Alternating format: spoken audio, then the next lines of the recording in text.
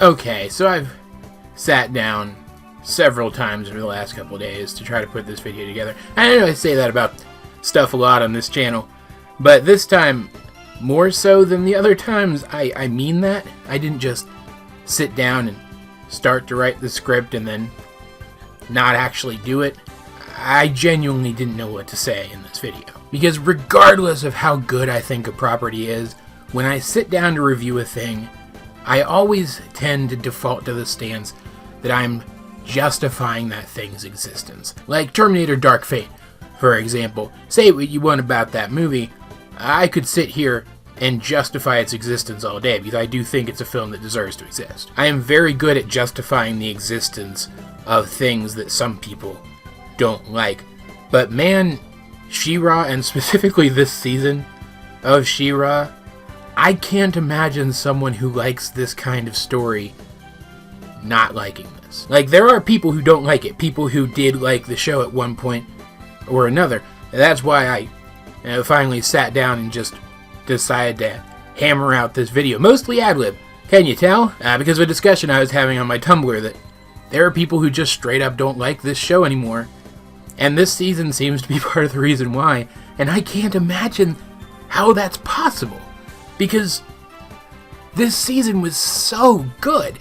It's like back when I reviewed the How to Train Your Dragon movies. I know there are some people who don't like them, particularly the sequels.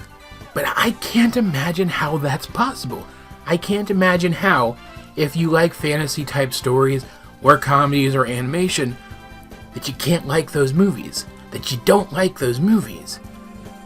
I can't imagine it. I said it in a Tumblr post, and I absolutely meant it. I think that this season of She-Ra is effectively flawless. Like, I can nitpick a few things here or there, but it was such a good season of television that isn't really television because it's Netflix, but you get what I'm saying. And for a while, that was going to be my review. I was just going to legit come on here for like 30 seconds and say, Season 4 of She-Ra and the Princesses of Power is a flawless season of television, as long as you're the kind of person who likes She-Ra and the Princesses of Power. Go watch it. But now I feel like I actually have to talk about it, which sucks, because I would feel physical pain if I found out that I spoiled this season for somebody. So, if you're one of the insane people who actually waits for my reviews of things before watching them, go watch this before watching this review. And if you're someone who hasn't watched this yet and decided to click on my review for whatever reason, go watch it first before you watch this. Please, if you're somehow a She-Ra fan, or you think that you might be a She-Ra fan if you do watch the show, go watch the show before you watch this. Please. I've made 3 other videos about this show. And yes, if you haven't seen any of the show, there's spoilers in those videos. But if you really need selling on the show, go watch those. And then watch the show before you watch this. Please. And don't just take my borderline manic hysteria as incentive to do so. Take the fact that this is the season where 3 previous seasons worth of lore all smacked into itself. All the stuff that the show has been building up to this point collides together in this season spectacularly. It's one of those kinds of seasons. Anyone who's ever watched a TV show knows exactly what kind of season I'm talking about. So take that as incentive not to watch this review first. Please, just go into the show knowing that I have had very, very good things to say about the 3 previous seasons of this show, and this season still blew me away. And that's it. That's the non-spoiler part of this review out of the way, because I know I didn't say it explicitly, at least I don't think I did. Again, mostly ad-libbing, even though I didn't explicitly say it. I'm going to spoil stuff now, and holy crap, is it some great stuff. Primarily my takeaway from this season was consequences. This was a season about decisions and their consequences. Because yes, the characters have faced consequences up to this point, but man oh man did they seem so much more real this season. Oh boy. Because just like back when Entrapta, who has been having a crisis of identity for pretty much her entire time on the show, really, hacked the planet and almost destroyed it. The planet's almost destroyed in this season. It actually feels very similar to that event. But instead of Entrapta being the one who sets it off, kind of knowingly, kind of unknowingly, it's Glimmer. Like, Glimmer straight up almost destroys the world this season. And like in that previous event, they managed to save the world.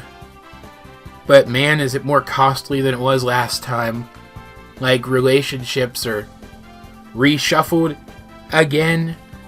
Characters end up in very bad situations, and they don't make their way back out of them by the end of the season. And it is, in fact, the lead up to what would have destroyed the planet that puts Etheria back in the main universe, which, for those who've been following the show up to this point, and to this point in the video, that should be all of you, y'all know that that means that Hordak's big brother, Horde Prime, can now find Etheria. And in fact, by the end of the season, he knows where it is.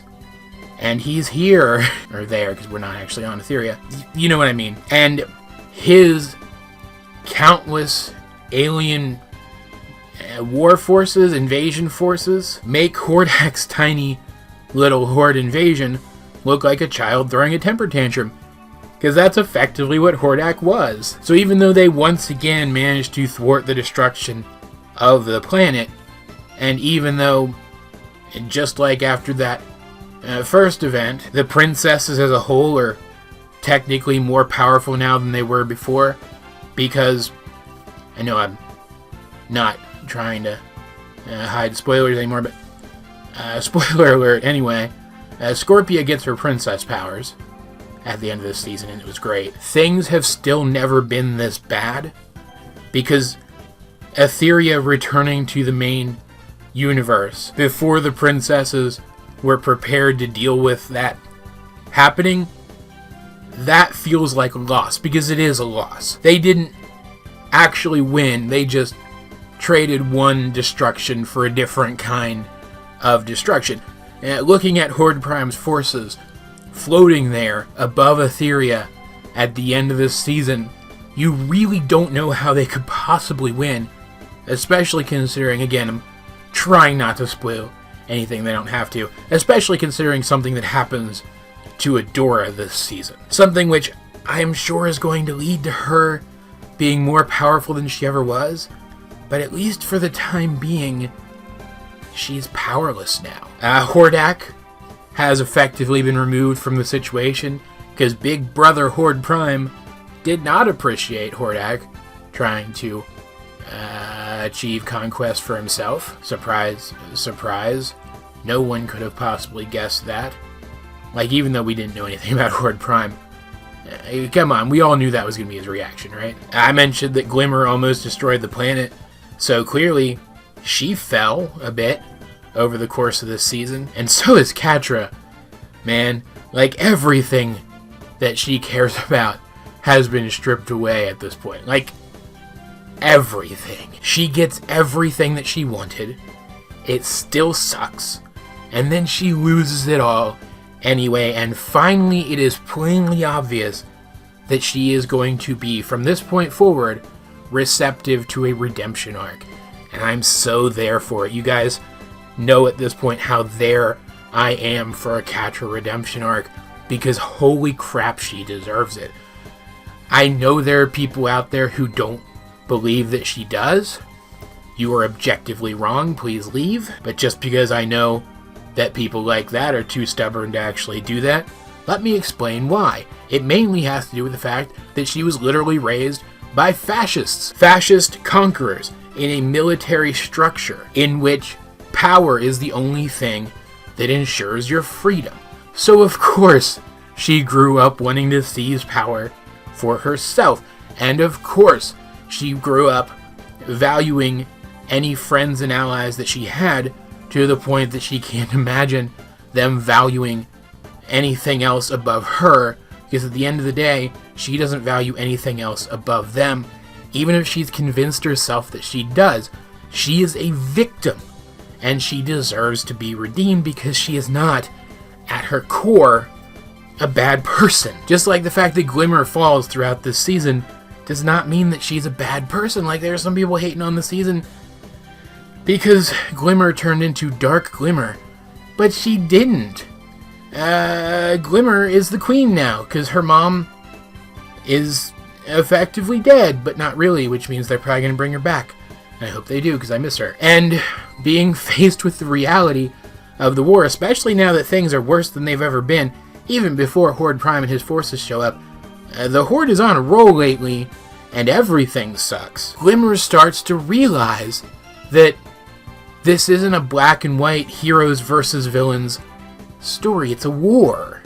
And you have to make difficult decisions in war. And because this is primarily a Steven Universe channel, I feel justified in describing it as her arc was effectively Pink Diamond's arc during the Gem Civil War. Glimmer makes some mistakes, and she betrays some friends for what she sees as the greater good, and she causes problems that if she had just thought things through more, or been more patient, or been smarter, or known things that she couldn't possibly have known, she wouldn't have caused those things. It really feels like the exact same character's arc, just from a completely different perspective and in a completely different show, obviously. She really is just trying to do her best.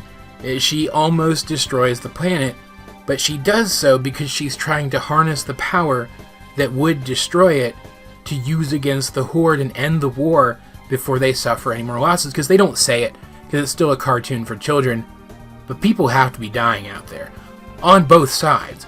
And remember, the Horde forces are primarily people from Etheria that Hordak conquered and absorbed into his empire. They're all Catras, man. Like, even the worst of them are probably only as bad as they are because they were indoctrinated by this villainous force. The rebellion has been suffering losses. They no longer control the seas, for example, which is the only reason that a tactically inferior force like the Princess Rebellion was able to hold on for so long. Their defeat is inevitable.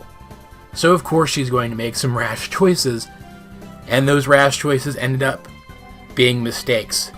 And that's effectively what Pink Diamond did, especially when she made the choice to become Rose Quartz full-time and pretend that Pink Diamond had been killed. It's obvious from the lore of Steven Universe that that's when the war against Homeworld really escalated, and just like that choice of Pink Diamonds in Steven Universe, it's Glimmer's choices here which lead to Etheria returning to the greater universe and the conflict with the Horde escalating by bringing in Horde Prime and his forces. And a testament to a change in perspective, I now understand that character from a completely different show better than I did before, because this show did such a good job of showing a similar character's very similar character progression. And it's not like Glimmer is evil now or something. She's still the same person she always was. It's just that her values have matured because her perspective on the world has matured, and now she's willing to make sacrifices and take risks that she never would have before. And quite frankly, I found myself agreeing with her decisions more than the decisions of the other main characters, because at the very least she was trying to take drastic measures against their enemies, whereas Adora and Bo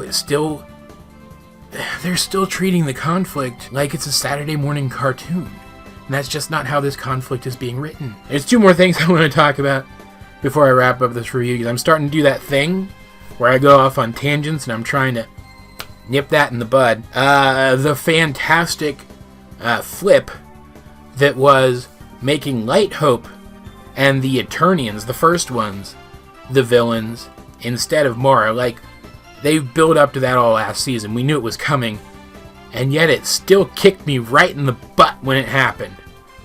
Holy crap. Like, we finally get the exact reason for why Moira did what she did, and we get shown exactly how she did it, and it's just so good. Like, even in the spoiler section of the review, I'm not gonna spoil any of that shit. So yeah, just know that the lore that's been building up over all these seasons, the payoff is not a letdown at all. In fact, I think it exceeded expectations pretty significantly. Also, I want to talk about Double Trouble, the new character introduced this season, a shape-shifting, non-binary princess played by an actual non-binary actor, and they were fantastic. It was a little hard to get a read on their character early on because they were impersonating another character, but like second half-ish of the season onward, they are Double Trouble pretty much every time we see them on the screen. And because they're an actor, effectively, someone who takes on the guise of other characters to infiltrate groups for other people, a spy, effectively, they're the perfect character to get a read on other characters immediately, so they're able to deconstruct the other characters right there on screen in their very actorish monologues, and we end up getting insights into characters like Glimmer and like Catra that, while we could infer a lot of the stuff that we're flat out told here, it's really nice to be flat out told it. It's really nice for a character to, on screen, put these characteristics of these various characters that we don't see a lot into context. And because Double Trouble is effectively an objective third party and not a lost friend, for example, who's trying to pressure you into abandoning your entire life path, it almost has more weight than any similar deconstruction of the characters have ever had prior to this point. It is, in fact, Double Trouble's deconstruction of Catra as a character, which finally finishes breaking her down and gets her set up for her coming redemption arc that I am sure is coming next season, because of where she ends up and because of who she ends up there with. I could say so much more about this season. I could talk about it for hours, literal hours, and that is not an exaggeration at all. But I'm going to stop here. It's very, very, very, very, very good. Go watch it. Like, seriously, you deserve it. Like, I'm not worried that the show is going to get canceled or anything if y'all don't watch it. It's definitely going to continue. But man, I want my viewers who haven't watched this show yet to watch it, because I know y'all are gonna love it, and I don't want you to miss out. And because I didn't actually script this video out hardly at all, except for like 5 bullet points that I blew right past, hardly touched on them even, I don't have a segue into the outro. So if you guys have seen She-Ra Season 4, what did you think of it? Please tag spoilers in the comment section, or just don't put them there at all. But just so long as you can play nice, let's get a discussion going in the comment section down below, or over on my Discord, link in the description. But either way, this has been AJ22, and I will talk to you guys later.